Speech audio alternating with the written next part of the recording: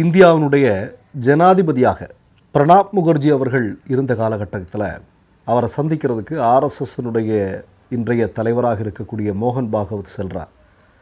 சென்றபோது பிரணாப் முகர்ஜி மோகன் பாகவத்தை பார்த்து இப்படி சொல்கிறாராம்.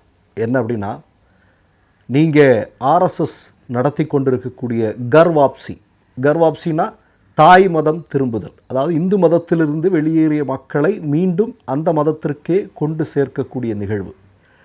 அதற்காக நீங்கள் பாடுபடவில்லை என்றால் இந்தியாவில் இருக்கக்கூடிய பழங்குடி மக்கள், ஆதிவாசிகள், இவர்களில் 30% பேர் கிறித்தவர்களாக மாறியிருப்பார்கள்.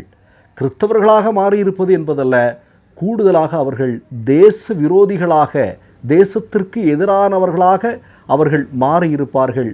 நல்ல வேளை ஆர்எஸ்எஸ் இந்த விஷயத்தை கையில் எடுத்து அதை சரி செய்து கொண்டது அப்படின்னு பிரணாப் முகர்ஜி மோகன் பாகவத்தை பார்த்து சொன்னதாக நேற்றைய தினம் நம்முடைய மோகன் பாகவத் ஒரு செய்தியை வெளியிட்டிருக்கிறார். மோகன் பாகவத் தொடர்ந்து இப்போ ரொம்ப பதட்டமாக இருக்கிறார். கொஞ்ச நாளாகவே நீங்கள் பார்த்தா பதட்டம் நடுங்குது அவருக்கு.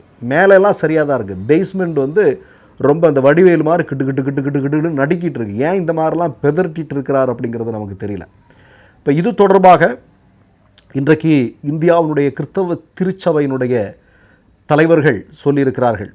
3 முறை பயங்கரவாத செயல்களில் ஈடுபட்டார்கள் என்பதற்காக தடை செய்யப்பட்ட ஆர்எஸ்எஸ் இயக்கத்தினுடைய தலைவர் எங்களை பற்றி சொல்ல வேண்டிய தேவையில்லை, கிறிஸ்தவர்களுக்கு தேசப்பற்றை பற்றி பாடம் எடுக்க வேண்டிய அருகதை உங்களுக்கு இல்லை என்று சொல்லியிருக்கிறார்.